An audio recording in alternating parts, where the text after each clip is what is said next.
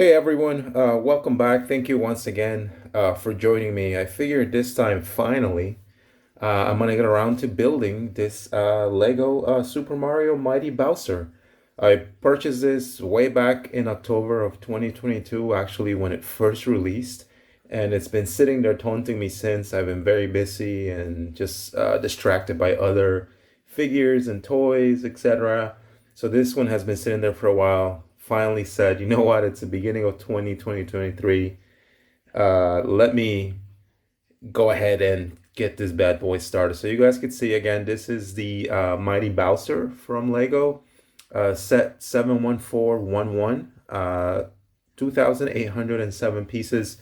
I believe originally when I purchased this, it may have been around 270. I think it's still that. I think this is still widely available. Had to get this again, being a huge fan of Super Mario in general, Nintendo, video games, etc. Yes, you guys can see the box is pretty awesome. So I'm gonna open this. I'll probably try to see how the build goes step by step, and then we'll see the end product.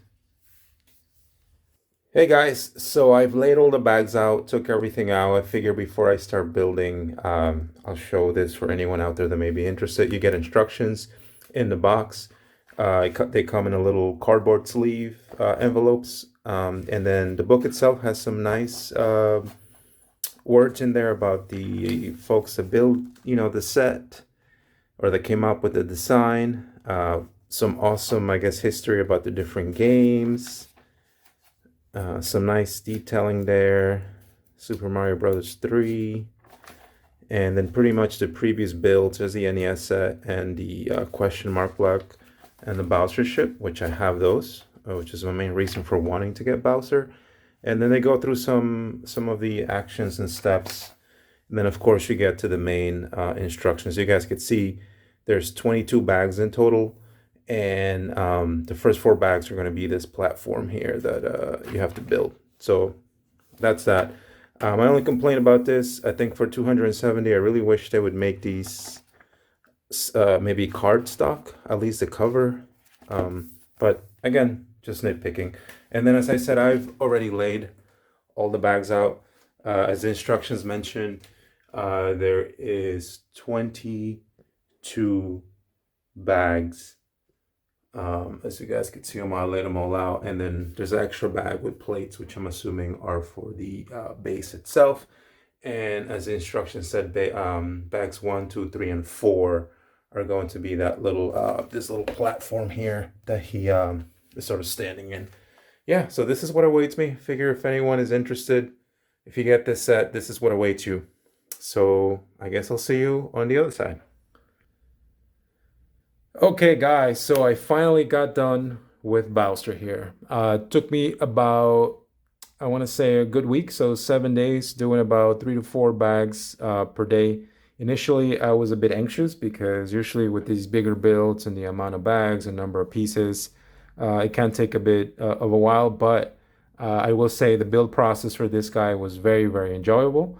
I actually had a good time putting together the torso and then seeing how all the pieces connect and building the arms, the legs.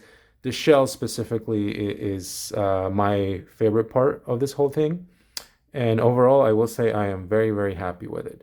Real quick, before we move on to the figure, obviously you guys see this platform that he's standing on. That's also part of the build there. This piece, initially my thought was to display this in IKEA detail as you see it sitting there. But the platform won't fit with these 2 towers sort of there. Without the towers, this platform is about 13 inches, and that would fit in a D12. But with these 2 towers on the sides, it takes it to a little over 15 or 16 inches. So that will not physically fit in there unless I somehow find a way to rebuild these towers sections and maybe build them onto the back. But just something to note, because this was one of the things that I've always wondered if this base would fit in a D12, and as is, it doesn't. The other cool thing is, because this is one of those sets that you can sort of use to interact. You guys can see there is a little barcode there that is meant to interact with the Mario figure. So essentially, this little guy here, it's something that that could be used to play with the guy here. So he makes noises. Now he's on fire. So again, there's a coin. So that's something you could do. My main aim with getting this guy was mainly for display purposes, as I'm into, Nintendo video games and Mario in general. These towers do come off very easy. There is a POW block here that you guys could make out over here, and nothing else here. But these come off very easy. Again, they are also part of the play aspect of this set. So that's really cool. And the build was for the base was actually the easiest thing. Is one of the first steps. Bags 1 through 4 are the base there, and the rest of them are old Bowser. So you start off with the torso here. You sort of build the innards or the internal parts for this guy, and then sort of move on to building the head, the arms, and then the legs there.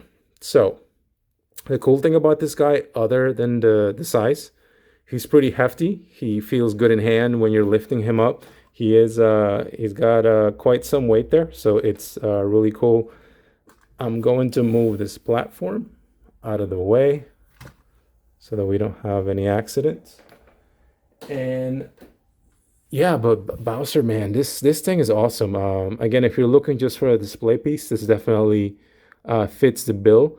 But it does have some play features. It is articulated, so you can move the arms up and down, and then can also move slight in and out. The hands here do rotate, and his thumb moves in and out. The head itself, you can turn him left and right, and you can also look up. And the cool thing is the head, pretty much there is a section in the body here. You guys can see the gap. So you can essentially use this to move the head left and right without touching his head, sort of giving him a bit of a puppet aspect to the whole thing. The eyes, the eyebrows are articulated. So if you wanted to make him look scared or sad, there you go. You can always sort of make him look angry, like I always imagine Bowser to be. You can move his eyes. They're individually, I guess they can move individually, which is a little creepy. But again, you can have them look, to the left or to the right there. But either way, I think it looks pretty awesome that they've included sort of all these different play features into the figure itself. One of the cool things, it's not something that I'll be playing with a lot, but it was nice. It's he can shoot fire. So you do get this whole piece here. That's a one piece that goes into a section here in the mouth. And then essentially once you pull back here, he will shoot that. Just be very careful because you will lose that. So that's cool as well. So I'm overall very happy with it. As I mentioned earlier, my favorite part of this build was this shell section. This thing is really cool. You build it in columns, and then essentially it goes attached to the back of the torso. So this would be one column, this is another, and this is another. So this is the part that always gets to me where, it's the people that come up with all these different builds and techniques to just use the different pieces and shapes to then build a shell. I have no idea. Pretty bright people. So kudos to whoever came up with this design because it's awesome. It's awesome. As far as other articulation, his tail does move up and down, so that's articulated.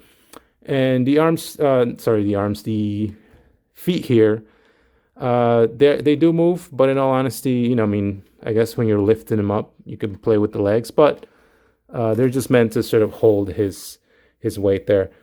This figure overall is really, really cool. I'm very happy with it. I'm glad that I was able to sort of add this to my collection, and I think it'll make a great display piece on anyone's collection. Now, real quick, while I have all these other sets here out, here it is for size comparison next to the NES set there, which is the TV that you can sort of rotate. So that's really cool. I'm still trying to figure out how I'm going to display this guy and make him sort of interact with all my different Lego pieces, but just want to show that there for size comparison. So we'll move this off to the side.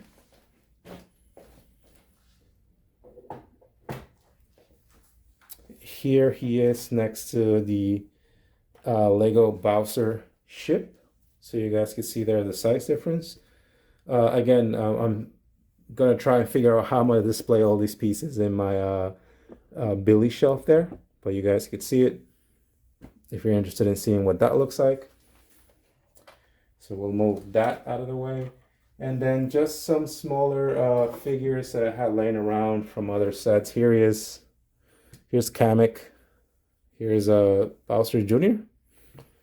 All right, at least I call him Bowser Jr. Here he is next to the Mario figure, and next to the Goomba there in the shoe. I think that looks pretty awesome. That's really cool. So, you know, if anyone out there is interested in seeing what those look like. Then the last thing before I close, as I said, overall, I'm really happy with this. For me, it was definitely worth the price.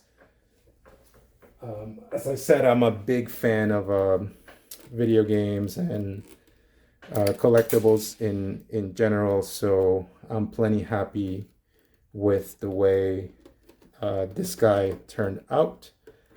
But then just as a last comparison here, here he is next to the NES Lego block.